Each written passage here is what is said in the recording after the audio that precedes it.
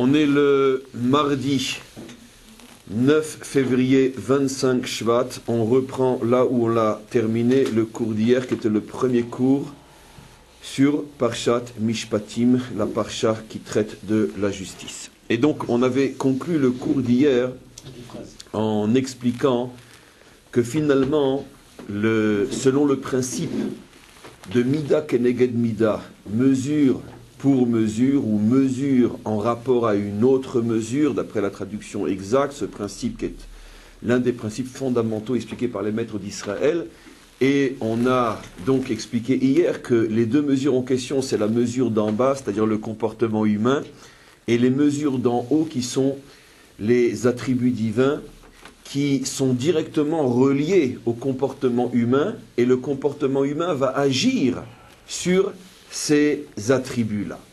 Et on avait introduit donc à la fin du cours d'hier, le cours d'aujourd'hui, en faisant référence aux problèmes de santé et de maladie. D'ailleurs, on va voir tout de suite ensemble, vous avez la paracha, c'est bien sûr d'une manière tout à fait providentielle que c'est dans notre paracha entre autres. Il y a deux endroits, ou peut-être un petit peu plus, mais deux endroits dont moi en tout cas je me rappelle, où la Torah fait allusion au fait que le service divin ressemble, on pourrait dire, le bon service divin ressemble à un bon état de santé et un mauvais service divin ressemble à une maladie.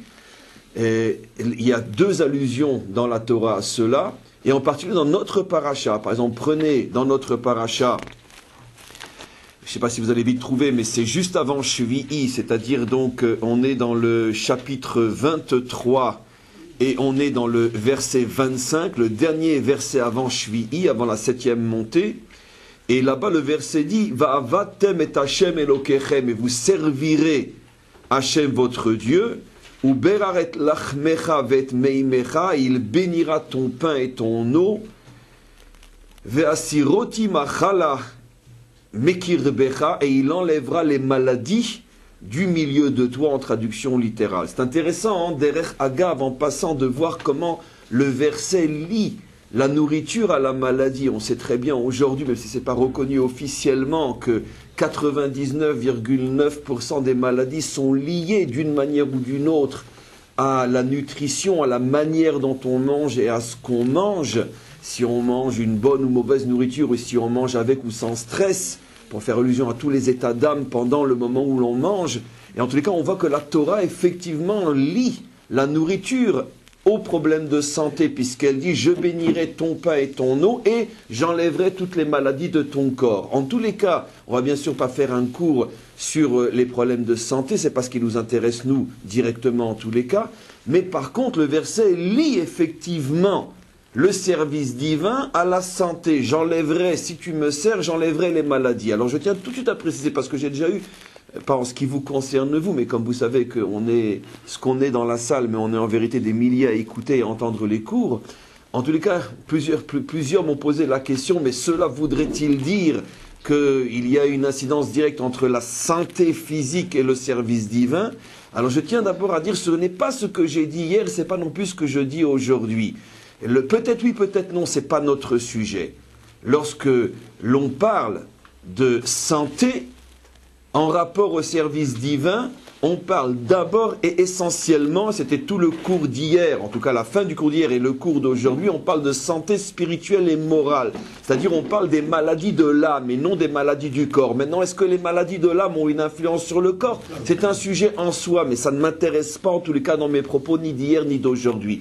Par contre, ce qui est certain, c'est que la faute, c'est ce que j'avais rapporté hier au nom de Maïmonide, la faute est à l'âme ce que la maladie est au corps. J'ai rapporté une preuve dans notre paracha, lorsque Dieu dit « Servez-moi et vous ne serez pas malade », il faut le comprendre dans le sens « Vous ne serez pas malade moralement et spirituellement ». C'est bien sûr de ce genre de maladie auquel le verset fait allusion d'après le sens premier. Alors maintenant, je reviens sur ce qui a été expliqué hier. Donc maintenant, ce que je vais vous montrer, c'est que finalement, toujours fort du principe, vous allez patienter un petit peu, on va, j'espère encore aujourd'hui, commencer le texte, mais il y a encore de l'introduction très importante, sinon le texte on le commencera demain, peu importe. Mais il y a tellement d'introductions sur des notions aussi nouvelles et aussi profondes qu'on n'a pas tellement l'habitude de traiter tout ce qui touche au problème de la justice, de la faute, de la punition, de la récompense, etc. Ce n'est pas des sujets qu'on traite tous les jours, mais qui sont tellement importants que ça vaut la peine de s'appesantir un petit peu. En tous les cas, selon le principe que tout ce qui est en bas est le reflet de ce qui est en haut, et fort du principe que j'ai déjà dit et que j'ai répété, il y a les maladies du corps et il y a les maladies de l'âme. Donc, fort de ces affirmations, on peut comprendre ce qui va se passer maintenant dans la mida du haut, c'est-à-dire dans le monde d'en haut. Je vous ai déjà expliqué que globalement, les énergies d'en haut se regroupent en deux types d'énergies. Les énergies qu'on appelle de rigueur, les forces du din, les forces de la gvura, les forces de la rigueur, et les énergies du chesed, c'est-à-dire les forces du bien, les forces de la bonté, etc. Maintenant, on a expliqué hier, alors il y a effectivement 10 attributs, mais globalement, ils se répartissent dans ces deux grandes catégories, et surtout, les 7 derniers attributs divins, comme on le sait, se répartissent dans ces deux grandes catégories. Le côté gauche, la rigueur, le côté droit, la bonté. Maintenant, j'ai expliqué hier que les fautes, l'ensemble des fautes, sans la moindre exception, se divisent toutes aussi en deux grandes catégories. Les fautes faites du côté de la rigueur, c'est-à-dire toutes les fautes dont la matrice est la violence, et l'agression, et les fautes dont la matrice est la bonté, c'est-à-dire la recherche de plaisir jusqu'à la débauche, et tout ce qui est donc dans cette catégorie, dans cette famille de fautes. Alors maintenant, qu'est-ce qui va se passer? Maintenant, comprenez bien que ce que je vais dire, ce n'est pas de la métaphore, ce n'est pas de la symbolique, c'est encore moins de la philosophie. Je parle d'une réalité absolument réelle, et si nos yeux avaient le mérite et le pouvoir de voir, comme les prophètes l'ont vu, on verrait que je parle de mécanismes absolument réels. Qu'est-ce qui se passe? Lorsqu'un homme, par exemple, va fauter du côté gauche, gauche dans la définition du côté de la rigueur, il va agresser une personne et la voler, il va agresser une personne, la frapper, il va agresser une personne, la maudire, la médire, tout ce que vous voulez. À ce moment-là, il dégage, parce qu'il y a un dégagement d'énergie en bas évident, il va dégager cette énergie qui va provoquer on pourrait dire dans sa structure à lui, car chacun d'entre nous a une structure sphirotique, a une structure, on pourrait dire, énergétique en haut, il va provoquer un déséquilibre, parce que cette énergie-là, où elle va aller, rien ne se perd et rien ne se crée, et donc cette énergie-là, qui est d'une certaine manière très spirituelle, parce que ce que l'homme voit, c'est uniquement l'action, c'est le coup de poing qu'il a donné. Mais le coup de poing a nécessité une agressivité, qui est une énergie, qui, elle, va, on pourrait dire, monter, si j'ose dire, c'est pas tout à fait ça, mais va monter, et va se coller du côté gauche de son arbre sphirotique, et va créer un déséquilibre, parce que l'arbre sphirotique d'une personne est extrêmement équilibré et équilibrant. Lorsqu'un homme ne faute pas le juste, on peut dire la définition même du juste, c'est un homme équilibré et équilibrant. Quand on vit aux côtés d'un juste, on reçoit, on pourrait dire, des forces d'équilibre. Le juste est équilibrant parce qu'il est équilibré, parce qu'il ne faute pas, ni à gauche ni à droite. Mais l'homme qui faute, qu'est-ce qui va se passer? Il va créer un déséquilibre en haut dans son arbre sphirotique, puisqu'il y a un excès, un surplus d'énergie de gauche. Alors maintenant, qu'est-ce qui va se passer? Ce que je vais vous décrire sans avoir fait des études de médecine, c'est très globalement, et que les médecins qui m'écoutent et qui m'écouteront me pardonnent mon ignorance, mais ce que je dis est malgré tout juste très schématiquement. Qu'est-ce qui va se passer en haut? Il va se passer exactement ce qui se passe en bas dans le corps humain, puisque le corps humain et ses mécanismes ne sont que le reflet de ce qui se passe en haut. La structure qui était équilibrée jusqu'à ce qu'arrive cette énergie négative ne supporte pas cette énergie, puisque par définition, l'équilibre ne supporte pas le déséquilibre. Donc il va y avoir un combat, il va y avoir un rejet. C'est-à-dire que l'énergie en trop, le surplus, va être refusé par la structure qui était équilibrée. Maintenant, la manière dont ça va être refusé, c'est là toute la différence entre un homme et un autre, et j'explique. Si l'homme est généralement un homme bon, juste, ça veut dire que bien qu'il faute, parce qu'il n'y a que Dieu qui ne faute pas, bien qu'il faute, ça ne remet pas en question que globalement c'est un homme bien, alors le rejet va être immédiat. Le rejet de cette énergie négative, Et donc cette énergie négative va être mise à mort parce qu'elle n'est pas acceptée en haut. Et ça va se traduire par une mise à mort en bas immédiate. J'explique. De la même manière que sur le plan physique, un homme qui a de bonnes défenses, dès qu'un microbe arrive dans le corps, immédiatement il est neutralisé, étranglé et jeté dehors. C'est ce qui fait qu'un homme peut peut-être, durant un mois, passer à côté de 10, 15, 20 maladies sans le savoir, parce que tout simplement son système d'autodéfense a fonctionné immédiatement. Tout de suite, l'ennemi est neutralisé, et la personne ne s'est même pas rendu compte que s'il avait été dans un état psychologique ou physique un peu moins fort, il serait peut-être tombé 10 fois malade pendant cette période-là. Donc il ne le sait même pas, parce que sa structure équilibrante fonctionne bien. Mais qu'est-ce qui va se passer? Dans la mesure où il y a eu un rejet, on pourrait dire une mise à mort en haut de cette énergie négative, automatiquement la racine va se transformer en fruit en bas, le cours d'hier, et ça va provoquer en bas une mise à mort de cette énergie négative. J'ai donné hier un exemple. Je fais maintenant le lien entre les deux cours. Le voleur, qui dans la vie n'est pas un mauvais bougre, mais il a eu un moment de faiblesse, il a volé une graine, d'accord? Il la plante. Mais comme c'est un homme globalement bien, et donc sa structure céleste, si j'ose dire, fonctionne bien, immédiatement cette énergie négative est neutralisée, mise à mort, et qu'est-ce qui se passe en bas? La graine pourrit dans le sol. Tout de suite, il y a une mise à mort, on pourrait dire, du microbe. Si c'est un homme un petit peu moins méritant, et dont les défenses ne sont pas aussi sensibles, et ne réagissent pas aussi rapidement, alors la mise à mort de l'énergie négative en haut ne va pas être immédiate, ce qui va faire que la graine va pousser, mais malgré tout, le temps qu'en haut l'énergie négative soit neutralisée, et ça va faire que 6 mois ou 3 mois après, au moment de la récolte, au moment où tout a poussé, viennent les sauterelles et bouffent tout. Pourquoi? Parce que ça correspond, la venue des sauterelles en bas signifie qu'en haut le processus a été réalisé. La mise à mort de cette énergie microbe provoquée par l'homme en bas, cette énergie a été neutralisée et ça se concrétise dans le fruit de l'histoire humaine par la venue des sauterelles. Si la réaction est un petit peu moins forte en haut, un peu moins rapide, pardon, alors il va arriver, comme j'expliquais hier, à récolter, à mettre dans son camion, mais c'est en allant le vendre au marché que le camion va se renverser, etc., etc., etc. Ah. Mais on sait, oui. C'est pas l'explication de Tzadik Veralo, Veracham et Tovlo. D'une certaine manière, ce que... Il va tout de suite payer, il va tout de suite avoir la contrepartie de sa faute. C'est absolument ça. C'est l'une des clés, si pas pour dire la clé pratiquement essentielle de toute cette compréhension. Ça reste théorique malgré tout, parce que dans les détails c'est beaucoup plus complexe que ça, mais toute cette compréhension de ce qui se passe pour chacun d'entre nous. D'où je reprends ce que tu dis, Tzadik, par exemple, Veralo, on s'étonne toujours parce qu'on est des ignorants. J'allais dire ce à quoi tu fais allusion dans la suite du cours, mais je m'arrête pour reposer ta question. D'où l'étonnement, je vais dans le sens de ta question, qu'on a tous parce qu'on est tous des ignorants, mais je comprends pas celui-là, il est tellement juste. Pourquoi il a tellement de problèmes dans sa vie? Et moi qui suis un triple idiot, regarde, tout va bien chez moi. Mais c'est évident. Parce que la réponse, et on vient de la donner dans le cours, lui a une structure spirituelle tellement sensible que dès qu'il y a un microbe, et on en a tous des microbes, même le juste faute à son niveau.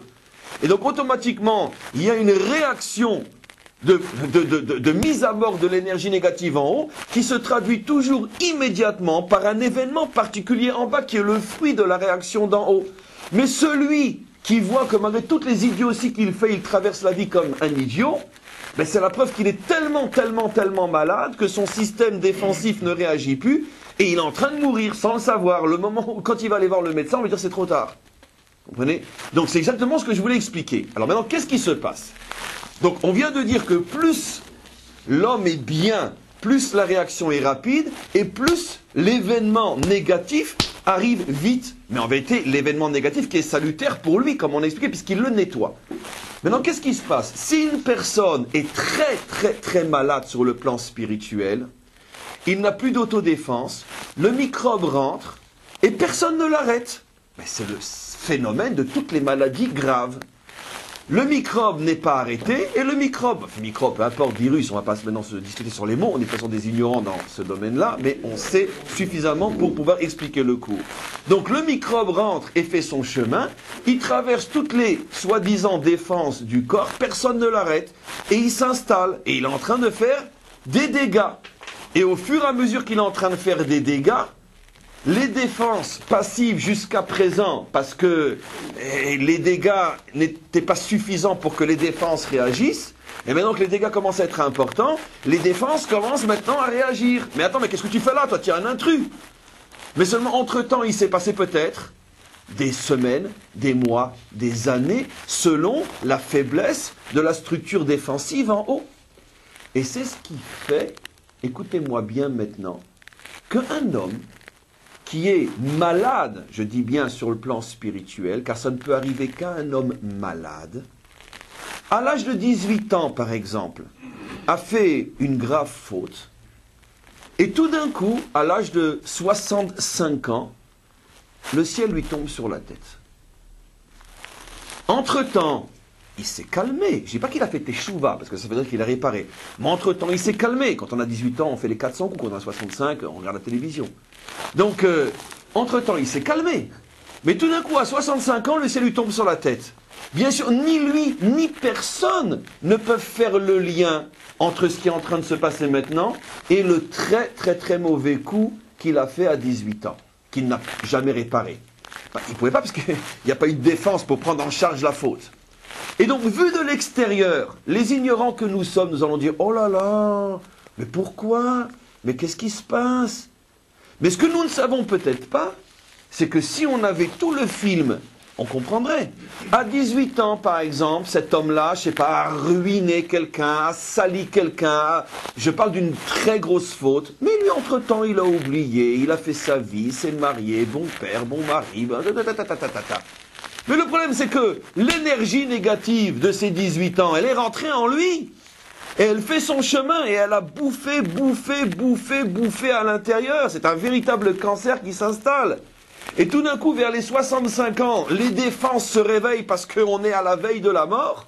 Et les défenses, on pourrait dire dans un dernier espoir de reprendre le dessus, se réveillent. Et il y a un combat en haut pour neutraliser et mettre à mort l'énergie négative. Et automatiquement, s'il est méritant à ce moment-là, je sais que c'est dur ce que je dis, mais s'il est méritant à ce moment-là, paf, il lui arrive une catastrophe. Pourquoi? Parce que la catastrophe va le nettoyer. Parce que la catastrophe en bas est le siman et la preuve qu'on est en train en haut de mettre à mort le microbe. Donc c'est finalement la preuve de la guérison.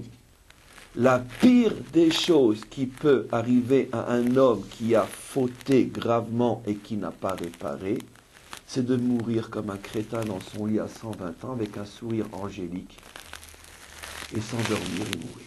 C'est la pire des choses qui puisse arriver à un homme qui a fauté et qui n'a pas réparé. Pourquoi? Ça veut dire que ses défenses ne se sont jamais réveillées. Il n'a donc jamais pu neutraliser l'énergie négative.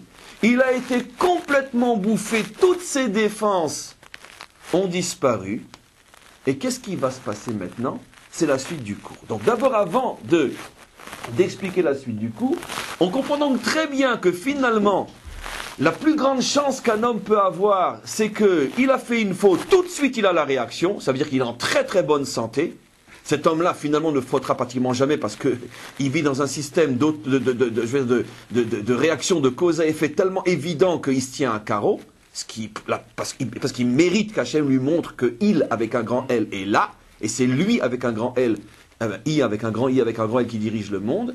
Et selon que l'homme est plus ou moins méritant, la réaction va être plus ou moins lente et plus ou moins tardive, et donc la relation avec la faute va être plus ou moins visible, et vous avez tout compris. D'accord? Donc ça, c'est la vision profonde, authentique d'un sage véritable qui comprend comment l'histoire humaine fonctionne. C'est tel que les maîtres d'Israël nous l'ont expliqué. Maintenant, qu'est-ce qui va se passer? Tout ce que j'ai expliqué, mes amis, est dans une même vie. Ça veut dire ce qu'on appellerait pour nous le même homme.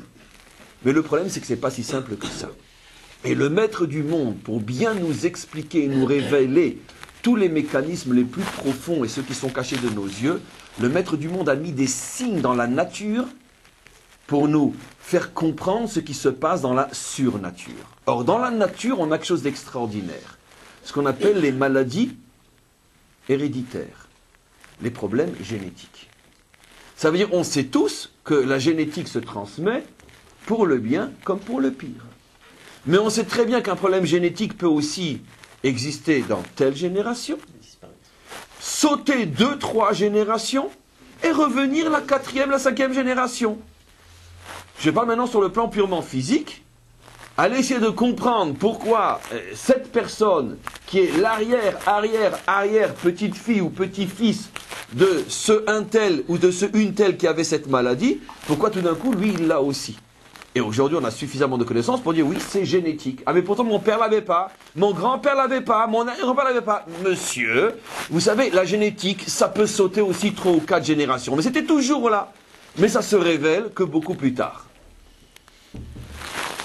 Maintenant, qu'est-ce que ça veut dire ça se révèle beaucoup plus tard?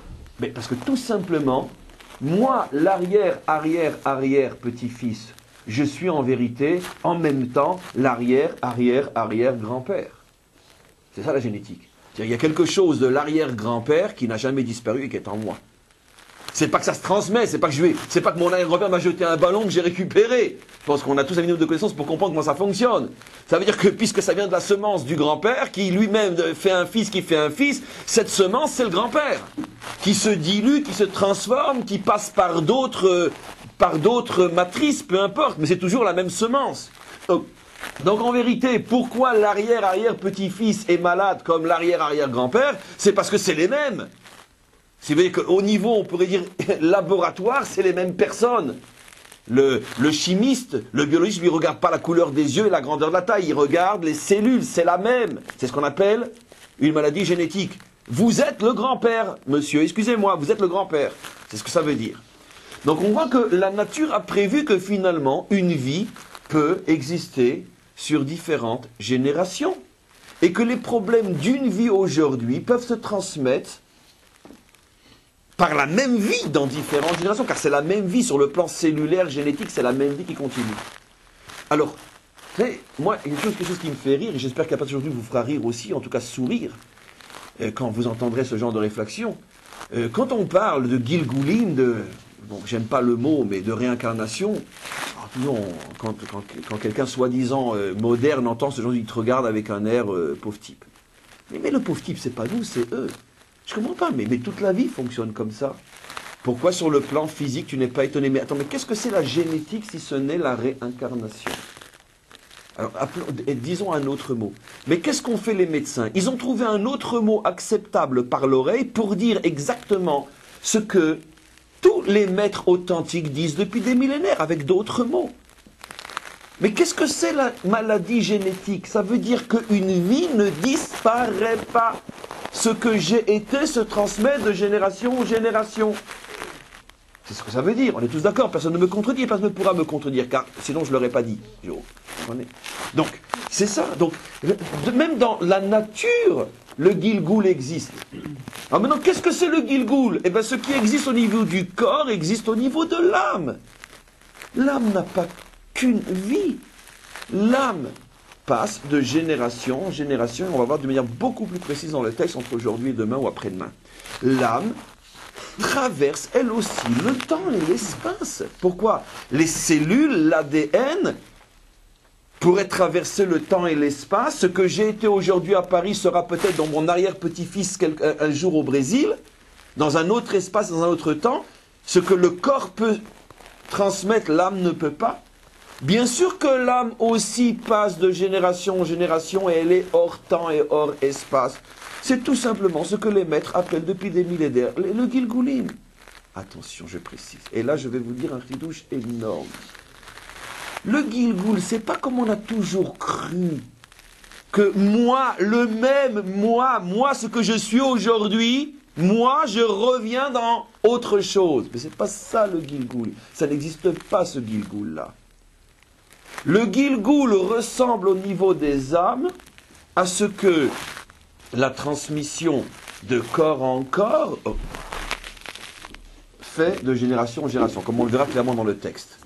De la même manière que mon corps, ou plutôt sa structure génétique, traverse le temps et l'espace, mais cette structure génétique va se trouver dans un corps qui a peut-être les yeux d'une autre couleur, qui a peut-être une autre taille, un autre caractère, un autre tempérament, qui va vivre dans un autre temps et dans un autre espace. Mais c'est la même structure génétique, la preuve, les maladies génétiques, une même structure génétique à l'intérieur d'un réceptacle qui est fort différent du mien.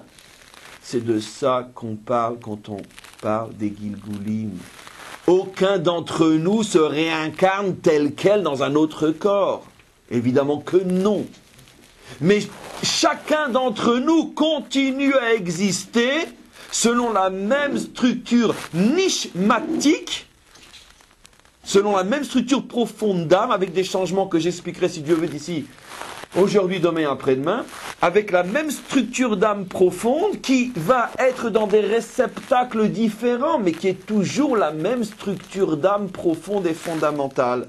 C'est-à-dire que mon âme, si j'arrivais à suivre son parcours, de la même manière que je peux suivre, biologiquement parlant ou génétiquement parlant, le parcours de l'arrière-grand-père sur 20 générations, tout simplement en repérant tous ceux qui vont avoir la même maladie que lui, qu'on appelle maladie génétique, eh bien on peut repérer le parcours d'une âme sur 20, 30, 50 générations, et ça c'est ce que les grands médecins et les véritables savants de l'existence savaient faire, les maîtres d'Israël, comme par exemple le Hari Akadosh, qui quand il voyait quelqu'un, il était capable de lui dire d'où il venait jusque depuis Adam Arishon.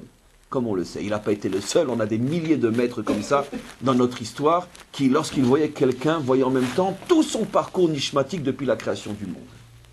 Pourquoi ? Parce que le médecin peut voir au niveau du corps par une analyse, les maîtres d'Israël ne peuvent pas le voir au niveau des yeux de l'âme et des instruments de l'âme. Bien sûr que oui, et aussi dans les machines de l'âme qui permettent d'arriver à ces conclusions et ces visions-là. En tout cas, je reviens maintenant à ce que j'explique. Maintenant, vous allez comprendre. Eh bien, écoutez, de la même manière que l'arrière-grand-père a eu tel problème et que son arrière-petite-fille ou petit-fils va avoir le même problème, et c'est clair que l'arrière-petit-fils ne comprend absolument pas pourquoi ça lui arrive à lui, parce que ni son père, ni sa mère, ni son grand-père, sa grand-mère avait ce problème-là, et il ne sait pas forcément que c'était son arrière-grand-père qui l'avait, car il ne l'a jamais connu et on n'a pas de photo de lui. Mais c'est comme ça. Et bien maintenant, mes amis, vous allez comprendre ce que signifie ce secret qui traverse toute l'histoire juive. Le secret des Gilgulim, où tout d'un coup, dans une vie, il m'arrive quelque chose qu'avec toute la bonne volonté du monde, j'essaye de comprendre et d'analyser par rapport à ce que j'aurais pu faire dans cette vie, et que non, avec toute l'analyse sérieuse et honnête, non, je ne comprends pas, je ne vois pas ce que j'ai pu faire pour traverser cet événement-là. Mais mon cher ami, c'est un événement génétique que tu es en train de vivre. Tu es en train de vivre l'aboutissement d'un processus génétique sur le plan spirituel, c'est-à-dire au niveau de ton âme, qui a commencé il y a 3, 4 ou 5 ou 6 ou 10 ou 20 générations. Et qui peut-être a sauté 20 générations. Mais pourquoi moi ? Je vais t'expliquer. Quand ça se dévoile en bas, c'est la preuve que c'est en train d'être soigné en haut. Puisque tant que ça ne peut pas être soigné en haut, ça ne peut pas se dévoiler en bas. Mais pourquoi c'est moi qui dois soigner ce qui a été commencé il y a 4 ou 5 générations ? Mais parce que, qu'est-ce que tu veux que je te dise ? Parce que toutes les défenses nishmatiques des générations qui t'ont précédé n'ont pas fonctionné comme il le faut. Et ce sont seulement tes défenses à toi qui se réveillent et qui essayent de neutraliser et mettre à mort le microbe. Et c'est pour ça que c'est toi qui vis le problème. Comprenez ? Maintenant, vous comprenez donc quelque chose d'extraordinaire. On ne peut jamais comprendre réellement ce qui se passe dans notre vie aujourd'hui pour 2 raisons essentielles, l'une plus complexe que l'autre. Première raison, parce que peut-être que même si tu es en train maintenant de vivre l'événement qui correspond à la réparation d'un problème qui a été occasionné dans ton vivant, peut-être que c'est dans ton vivant il y a 15 ans, 20 ans, 30 ans, tu peux donc plus t'en souvenir. Première complexité. Deuxième complexité, c'est que, va savoir, c'est peut-être même pas une réaction à un problème qui a commencé de ton vivant. Peut-être que c'est la réaction même qui a commencé il y a 4 ou 5 ou 6 générations. Parce que l'âme fonctionne comme le corps, ou le corps fonctionne comme l'âme. Et pourquoi ça ne s'est pas réveillé avant? Parce que la faute était tellement importante que aucune des défenses nishmatiques des générations qui t'ont précédé n'ont pu neutraliser et mettre à mort ce problème-là. Maintenant, vous allez poser la question évidente. Oui, mais si je ne suis pas conscient que je suis en train de réparer quelque chose, que d'ailleurs moi je n'ai jamais fait, à quoi ça peut servir? Mais non, mon ami, parce que la réparation n'a rien à voir avec la prise de conscience. La réparation est quelque chose d'objectif qui ne dépend pas forcément de ta compréhension du mécanisme. Le principal, c'est que tu le vives, le mécanisme. Donnons un exemple simple. Lequel d'entre nous comprend la structure des médicaments qu'il prend, même pour un rhume? Lequel d'entre nous comprend comment et pourquoi les médicaments lui ont calmé, arrêté, guéri son rhume? Ne parlons pas de maladies plus complexes. D'accord? Mais nous savons tous que ce qu'on nous demande, c'est d'être bête et idiot, ouvrir la bouche, mettre le médicament et l'avaler. Merci mon Dieu, ou merci le médecin. Pourquoi? Parce que le problème est objectif, la guérison est objective, et on se fout royalement de ce que tu penses ou de ce que tu sais, parce que le problème est objectif, il ne dépend pas de ta prise de conscience. De la même manière, ce que nous expliquons met en évidence quelque chose d'extraordinaire. La faute est un problème objectif. C'est pas une convention, c'est pas philosophique, c'est pas une décision qui est purement, on pourrait dire, conventionnelle et théorique. La faute est une réalité. Lorsque je vole, même si je ne sais pas que j'ai volé, mieux quand même si je pense que j'ai fait une mitzvah, des fois on vole par exemple dans les affaires ou autre chose et on pense qu'on fait du bien, c'est-à-dire qu'on fait le bien, même si je suis persuadé que je suis dans mon droit et qu'en plus je fais du bien, il y a une objectivité, une réalité du mal qui te dépasse complètement, et cette réalité du mal se fout royalement de ta prise de conscience, et pour exister, c'est-à-dire pour naître, et pour être réparé plus tard. Ce qui veut dire qu'à partir du moment où cette énergie négative doit être réparée, elle sera réparée par le fait que toi, en bas, tu vis le problème, et peu importe si tu sais pourquoi tu vis le problème. Par le fait de le vivre, en soi, c'est la réparation. Et après, comment? Eh bien, une fois que sur les générations, quand il y a des problèmes qui arrivent sur une génération, alors, une et la fois, génération d'après, non, ça revient. C'est pas guéri. Alors, non, ça dépend. Si effectivement, alors nous, on va parler du cas, on pourrait dire épinal, parce qu'il est vrai, ou ça peut traverser effectivement 2, 3, 4 générations, puis ça arrive d'une manière, on pourrait dire, très forte à la 5e génération. La personne, à ce moment-là, traverse une difficulté énorme qu'il surmonte, qu'il combat et qu'il traverse, et on est tout à fait en droit d'espérer qu'à ce moment-là, le tikkun est fini. C'est-à-dire que tout ce qui va sortir de lui après n'aura plus ce mal-là en lui. Maintenant, si la réparation après est partielle, à 3%, à 5%, à 80%, ça c'est déjà, on pourrait dire, des calculs d'épicerie ou plutôt de bon Dieu, peu importe. Mais le principe reste le même. À chaque fois qu'il y a une crise en bas, dont tu n'as aucune possibilité de comprendre le pourquoi, tu peux être certain que tu es en face du problème qu'on explique maintenant depuis 2 jours.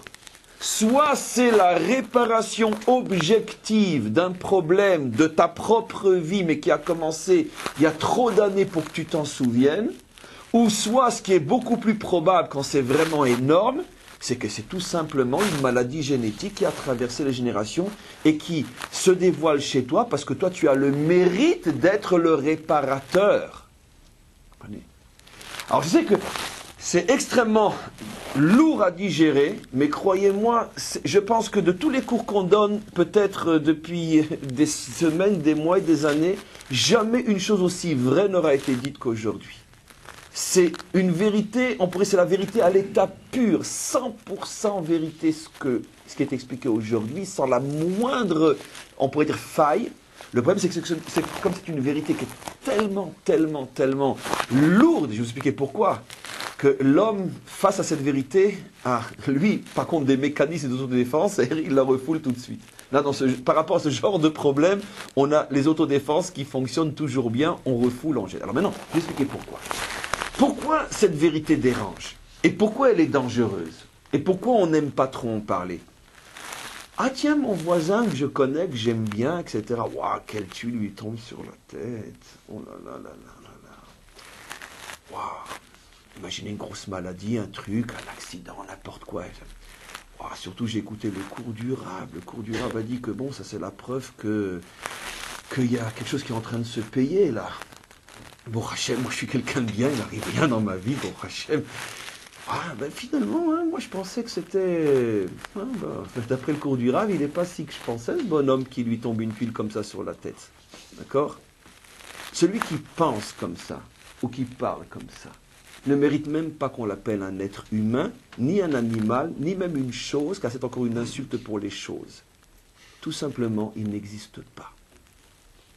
Pourquoi? Il a perdu tout droit à l'existence morale, celui qui penserait et qui dirait une chose pareille. Pourquoi?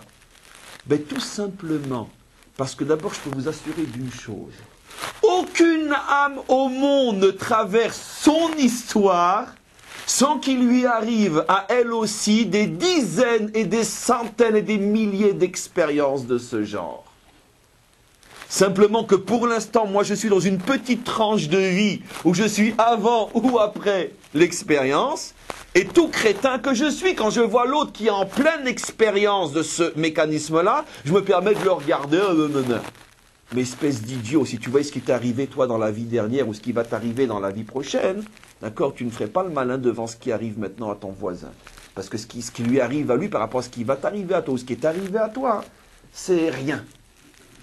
Donc, tout le monde passe par ce genre de mécanisme qu'on verra dans le texte, dans la Torah elle-même, et donc automatiquement, il n'y a que des facettes, des tranches tout à fait ponctuelles d'existence, où je le vois chez l'un, je le vois pas chez l'autre, des fois c'est chez moi, des fois c'est chez l'autre. Mais tout le monde passe par ces mécanismes, car personne ne peut éviter la faute, pour ne pas dire les avec 1000 S, personne ne peut éviter les fautes, donc personne n'est à l'abri de ce mécanisme fondamental de l'existence. Oui. Après la Géoula, il y aura toujours des tuiles. Mais c'est comment nous on va l'accepter qui va changer? Non, il n'y aura... Tu touches à un sujet qui va m'obliger à sortir du cours, donc je ne vais pas répondre. Non, après la Géoula, il n'y aura plus le problème que j'explique aujourd'hui. Tout ce qu'on explique aujourd'hui a trait à l'histoire humaine depuis la création, ou plutôt depuis la faute de Adam Arishon jusqu'à la délivrance finale, puisque je pense qu'on l'a dit suffisamment, depuis 2 cours, on ne parle que de faute. Après ou avec la délivrance, bien sûr qu'il continuera à y avoir des mécanismes, on pourrait dire, d'effort et de dépassement et de difficulté, mais c'est plus lié à la faute, c'est lié à d'autres choses dont ce n'est pas le sujet aujourd'hui. Oui. Mais c'est exactement ça, Chazak, ce que dit la Torah dans les 10 commandements, lorsqu'elle dit Poked Avon Avot Albanim Adreviim, que la faute est comptée jusqu'à la 4e génération, traduit en langage de Torah moderne, ça veut dire profond, avec intelligence, c'est tout le cours d'aujourd'hui, ce verset. C'est exactement ce que la Torah nous révèle. Sache que la faute se transmet génétiquement, parce que la faute est une objectivité. Ce n'est pas quelque chose qui ne dépend que de celui qui le fait, qui en est conscience. C'est une réalité qui transcende l'homme et qui se transmet de génération en génération. Alors il ne faut pas s'affoler, c'est pas grave. C'est ça le lot de l'histoire humaine jusqu'à la délivrance finale. C'est si on se plaint et si on panique face à ce que j'explique, à quoi on ressemble? Eh bien, on ressemble à l'idiot qui ne veut pas aller travailler parce que il faut faire des efforts pour se nourrir. Et tout le monde sue pour se nourrir. Tout le monde fait des efforts pour se nourrir. Ou la femme qui ne voudrait pas se marier pour ne pas être enceinte, pour ne pas passer par les douleurs de l'accouchement. Ou l'homme qui ne voudrait pas se marier pour ne pas avoir à supporter sa femme. Peu importe. L'existence est un combat. L'existence est une douleur. Et automatiquement, vivre, c'est accepter, traverser surmonter la douleur. Maintenant, comment ? Les épreuves, en fait, c'est pas des punitions. Les épreuves ne sont pas une... Alors ça, on le verra. Enfin, je veux dire, il y a tellement de savoir sur cette paracha que je ne sais pas comment on va s'en sortir. Mais les épreuves ne sont pas justement une punition. Les épreuves sont une réparation. Et c'est un verset explicite qui le dira. Donc, on a compris énormément de choses. Et maintenant, on va commencer le texte pour terminer le cours d'aujourd'hui.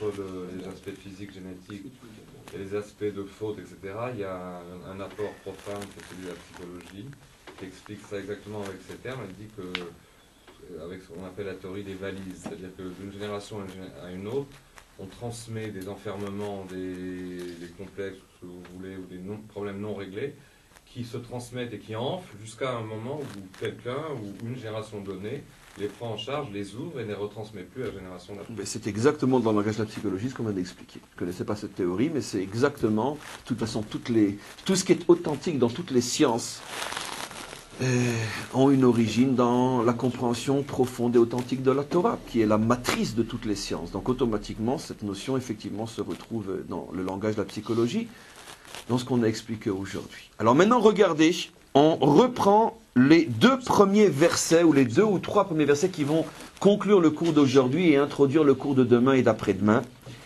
Ve'elea mishpatim asher tasim lifnem. Voici les justices ou les phrases, rappelez-vous tout le cours d'hier, que vous mettrez devant vous. Je tiens juste à préciser que j'ai donné un autre cours hier sur cette notion de justice et phrases qui est sur le site aussi et que je vous invite à écouter pour avoir un complément.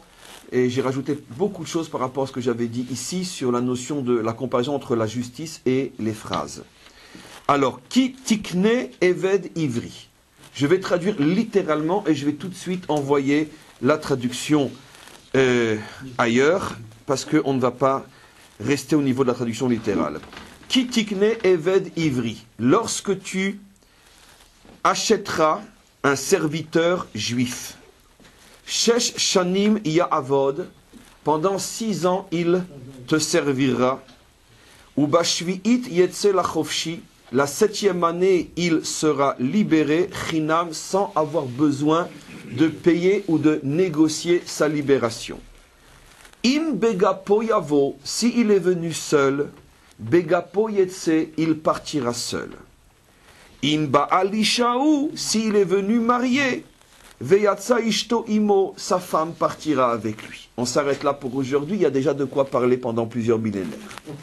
Pourquoi pendant plusieurs millénaires ? Parce que sachez que l'une des parachas les plus longues en nombre de pages en explication du Zohar, c'est Parashat Mishpatim. À elle seule, elle fait pratiquement un livre. Et dans cette Parashat Mishpatim, c'est sûr dès le début, dès le premier, le deuxième verset, c'est dans cette paracha entre autres que le Zohar révèle tout le secret des Gilgulim. J'ai déjà dit et je répète que peut-être qu'un jour viendra où on consacrera un moment, peut-être un cours dans la semaine pour approfondir cette notion des Gilgulim, qui est peut-être une des notions les plus profondes, les plus merveilleuses de la Torah. Et en tous les cas, il y a quelques endroits dans le Zohar où on parle du secret des Gilgulim, entre autres dans cette Parashat Mishpatim. Donc, quel est le lien ? On l'explique depuis 2 jours. Et il y a bien sûr un livre entier qui a été consacré au secret des Mishpatim, qui lui a été écrit par le Ari Akadosh, qui s'appelle Sefer HaGilgulim.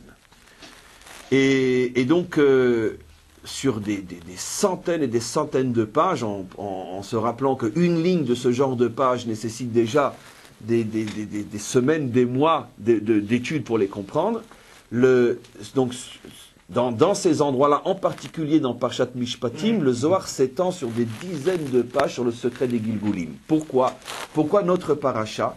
Tout simplement parce qu'on ne peut pas comprendre le fonctionnement de la justice divine si on n'a pas compris le principe du Gilgul, car on ne peut pas, dans une seule tranche de vie, rendre compte de tout ce qui peut arriver à un homme. Donc on est obligé, c'est pour ça que le Zohar introduit les Gilgulim dès le début de cette paracha. Alors maintenant, regardez comment les maîtres d'Israël traduisent ces 2 premiers versets, puisqu'on sait très bien que la Torah a 1001 sens, les plus profonds les uns que les autres, et que le seul sens qui n'a pas vraiment de sens, c'est celui qu'on lit et qu'on traduit. Donc les vrais sens commencent après la lecture, à l'intérieur de la lecture, tel que les maîtres d'Israël savent le faire et tel que on va nous le faire en transmettant leur lecture. Alors d'abord, il y a quelque chose à remarquer, c'est pourquoi le serviteur travaillerait 6 ans et la 7e, il serait libéré. N'importe qui a un minimum de base sait que 6, 7, 6 jours de semaine, 7e jour, Shabbat. Tiens, pourquoi la structure du Eved doit absolument être comparée, pourquoi le cycle de Avdout, de servitude, doit correspondre absolument au cycle des 6 jours et 7e jour. Mais le Zohar va beaucoup plus loin. Il nous dit la chose suivante. Sache qu'en vérité, ce verset, effectivement, parle du serviteur qui travaillera pendant 6 ans et la 7e, son Shabbat, lui sera libéré. Mais la Torah, dit Rabbi Shimon Bar Yochai, parle de tout sauf de ça. Aussi de ça. Mais de beaucoup d'autres choses. Et en particulier, ce verset fait allusion au secret des pérégrinations d'une âme et de toutes les étapes par lesquelles elle va passer jusqu'à sa délivrance finale qui est son 7e jour. D'abord, le Zohar révèle une chose extraordinaire. Prenez le mot sphira, qui veut dire un attribut, même valeur numérique que le mot shana, qui veut dire année. Sphira, shana, 355. Fort de cette explication, le Zohar et surtout le Ari Akadosh expliquera que sache que partout dans la Torah où tu vois un nombre d'années, sache que la Torah fait allusion à un nombre de sphirot. Ça veut dire à une structure spirituelle qui s'est incarnée dans les années de vie de la personne. Mais si par exemple Sarah a vécu 127 années, ça veut dire qu'elle a atteint le 100 qui est le Keter, le 20 qui est Chorma et Bina, et le 7 qui sont les 7 sphirot de Chesed à Malchut. C'est-à-dire qu'elle a rempli dans sa vie l'ensemble des structures spirituelles de Keter à Malchut. C'est-à-dire que c'est 127. D'où Rabbi Shimon le sait, parce que Sphira et Shana, c'est le même mot, en valeur numérique. Donc le Zohar explique qu'en vérité ici, et tenez-vous bien mes amis, on parle du tikkun de l'âme. Et voilà comment qu'il faut lire. Ki tikne, lorsque tu voudras réparer. Parce qu'en hébreu, le mot acheter et le mot réparer, c'est le même mot. Et heureusement que Rajbi sait lire la Torah et nous l'expliquer. Ki tikne, lorsque tu voudras réparer. Eved ivri, un serviteur juif. C'est qui le serviteur juif? Eh bien, c'est vous et moi, nous sommes tous des serviteurs de Dieu. Où c'est marqué? Des milliers de fois dans la Torah. Mais comme par hasard, le verset que j'ai lu tout au début du cours pour montrer que le service divin est lié à l'état de santé spirituelle d'un homme, je reprends ce verset-là, juste avant Shvi, c'est marqué quoi? Va'avatem, et vous servirez, il y a le mot Eved, et j'enlèverai la maladie de vous. Donc on voit, dit Rajbi, que tout simplement un juif est appelé le Eved Hashem. Seulement comme on ne sait pas vraiment servir Dieu, automatiquement il faut réparer notre service, parce que notre service est rempli de maladresse, ce qui se traduit en français par rempli de fautes. Alors comment fait-on, on dit Rajbi, le tikkun du serviteur, c'est-à-dire vous et moi? Alors il dit comme ça, Ki tikne Eved ivri. Lorsque tu voudras savoir comment se fait la réparation d'une âme juive, et chaque juif s'appelle Eved Hashem, serviteur de Dieu. Sheshanim Ya'avod. Il faut qu'une âme traverse au moins 6 sphirot avant d'atteindre son tikkun final. Ou bashvi'it. Et seulement lorsqu'elle aura traversé et réussi son passage à l'intérieur des 6 sphirot, alors Uba Shvi'it, elle obtiendra dans la 7e sphira qui est la royauté, Chofshi Chinam, elle atteindra enfin son repos, elle ne sera pas réincarnée. Ici, le Zohar et surtout la Kabbalah nous révèlent une chose fabuleuse. Mes amis, nous avons tous sans exception, au moins 6 tranches de vie. Quand je dis 6 tranches de vie, je n'ai pas dit 6 vies, car je sais parler français. J'ai dit 6 tranches de vie. Ça peut être, par exemple, 100 ans pour traverser la sphira du Chesed, peut-être 500 ans pour traverser la sphira de Gvura, peut-être 1000 ans pour traverser la sphira de Tiferet, peut-être 10 ans pour traverser Netzar, peu importe, parce que chacun d'entre nous devra revenir autant de fois jusqu'à ce qu'il ait fait le tikkun d'une sphira. J'explique. Écoutez-moi bien, ces notions, je ne sais pas, des fois je me demande, mais qui on est pour pouvoir dévoiler des choses pareilles, mais bon, peu importe. Il faut comprendre la chose suivante. Il y a 6 attributs divins fondamentaux qui correspondent aux 6 qualités fondamentales. Chacun d'entre nous doit, dans son existence avec un très très grand E, expérimenter ces 6 caractères fondamentaux et réussir avec. Je donne un exemple. Moi, vous, peu importe, moi, je suis en ce moment dans la sphira de Chesed, c'est-à-dire ma structure nishmatique s'enracine dans la tribu de la bonté. J'ai une nature profondément bonne. Mais vous savez tous que tous les gens, tous ceux qui sont bons sont surtout des... Voilà. Pourquoi? Parce que la bonté, qu'est-ce que ça va faire? Automatiquement, on est confronté à des profiteurs, à des imposteurs. Des fois, on est confronté à des situations où il faudrait faire preuve de rigueur et de violence face à un enfant, un associé, un ami, une femme, un mari. Et on n'arrive pas. Et à cause de nous, on n'a pas été rigoureux lorsqu'il aurait fallu l'être et l'enfant a mal tourné. Peu importe. Et donc, combien d'occasions on a de fauter avec sa bonne nature? C'est pour ça que le proverbe français ne se trompe pas, car la plupart des C sont des bons. C'est sûr et certain. Et on ne peut même pas recenser le nombre de fautes qu'on peut faire dans une vie quand on a un bon caractère. On n'a pas le courage de réprimander quelqu'un, donc finalement il s'enracine dans la faute. On ne sait pas éduquer, donc on est responsable des écarts, etc., etc. Donc, on va tous passer par cet attribut-là. Peut-être que moi, je vais avoir la chance, en une vie, je vais savoir gérer ma bonté sans me faire avoir. Et peut-être qu'il va me falloir 10 vies pour y arriver. Un autre, 50 vies. Un autre, il va s'encrasser dans sa bonté pendant 10 000 vies, peu importe. Comprenez?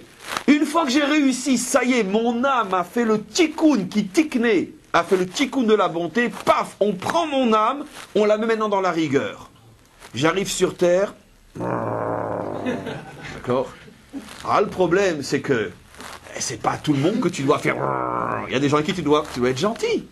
Et donc, les fautes du caractère rigoureux, on les connaît tous. D'accord? La colère, le despotisme, la tyrannie et toutes les cochonneries de l'histoire qui sont sans doute plus cochonnes que les cochonneries qui proviennent de la bonté. D'ailleurs, entre parenthèses, les cochonneries de la bonté, c'est la débauche. Par contre, les cochonneries de la rigueur, c'est le meurtre.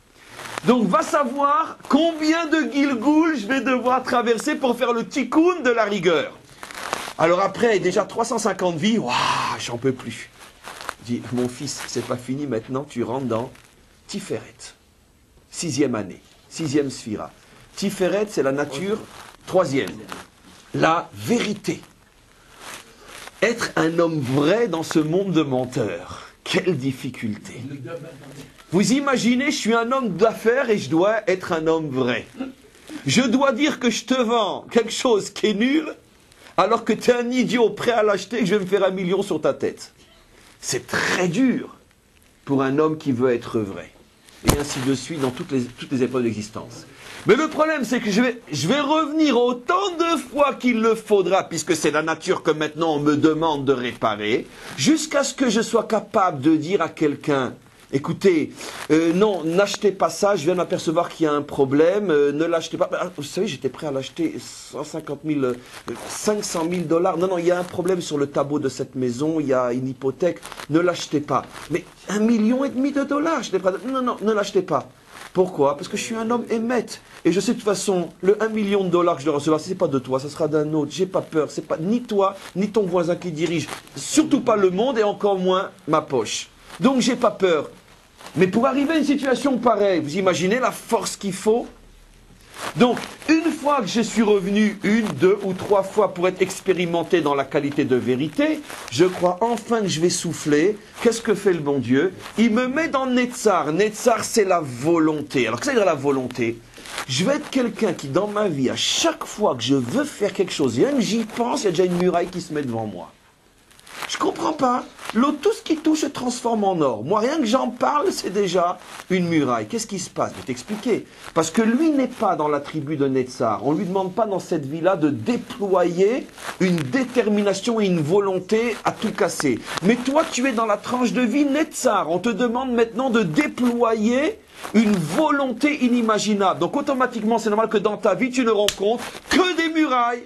Comprenez comment tout s'explique et comment est meurtrier par rapport à lui-même celui qui dit je comprends pas pourquoi lui il a tout facile et moi tout difficile. Mais lui il a eu tout difficile hier ou peut-être demain. Toi tu es dans ta tranche du tout difficile. Sois constant, dis merci. Pourquoi tu es en train, si tu es dans Netzar, ça prouve que tu as déjà réparé au moins 3 attributs. Tu as déjà fini avec Chesed, tu as déjà fini avec Gvura, t'es dans Tiferet, t'es dans Netzar, peut-être que lui, le pauvre, il est encore coincé dans Chesed. Donc, au contraire, sois content, t'as avancé. T'as fini avec Netzar. Regardez ce qui se passe. Ah, enfin, on te met dans Od. Od, c'est la reconnaissance, le remerciement. Ça veut dire que tu vas avoir une vie où tu vas être énormément confronté à des situations où tu as besoin d'autrui, où l'autre est déterminant dans ta propre construction, et toute ta vie, tu vas être confronté à une situation où il faut reconnaître la grandeur de celui qui t'a aidé. Ça veut dire ne pas tomber dans le piège le plus meurtrier de tous les pièges moraux, l'ingratitude. Et donc, toute ta vie, tu vas être confronté à des situations où, attention, il y a une mine qui va te sauter sous le pied. Tu as dit merci, tu as pris conscience d'eux. Attention, ne sois pas ingrat. Et automatiquement, toute ta vie va être autour de ce problème-là. Tu penses t'en être sorti, paf, on te met dans Yesod. Yesod, pureté sexuelle. Toute ta vie, donc généralement, tu vas naître, excusez-moi de dire, beau gosse, fort, riche, tout ce qu'il faut. Et toute ta vie, tu vas être confronté à ce genre de situation, des agressions, où il va falloir faire preuve de véritable propreté morale et spirituelle. Après une épreuve pareille, une vie où tu es arrivé à repousser tous les démons de l'existence, tu crois que tu t'en es sorti, effectivement. C'est la dernière épreuve qui guette un homme. Après, si tu as traversé ces 6 Gilgulim, j'ai pas dit 6 vies, 6 réincarnations qui peuvent être aussi 500 ans ou 1000 ans ou 1500 ans de vie. Tu as tout traversé, qui tikné, t'as fait le tikkun, ou bashui yetze chofshi. À ce moment, tu arrives dans la tribu de Malchut. On comprend maintenant pourquoi le dernier attribut s'appelle Malchut. Malchut, c'est la couronne que Dieu pose sur ta tête. C'est une âme qui a réussi. Et donc maintenant, on comprend par cette simple, mais ô combien vraie explication, qu'on ne peut plus, on doit arrêter une fois pour toutes de mettre ses yeux dans l'assiette d'autrui, d'ouvrir la bouche et de demander pourquoi. Parce que de toute façon, tout le monde passe par ce que tout le monde passe. Simplement, il y en a qui sont dans telle tranche et d'autres dans telle tranche, et personne ne court à la même vitesse. Première chose. Maintenant, vous comprenez aussi pourquoi le dernier des commandements. Et c'est vrai que si on réfléchit, on peut se poser la question, pourquoi celui-là? Et l'otachmon ne convoite pas.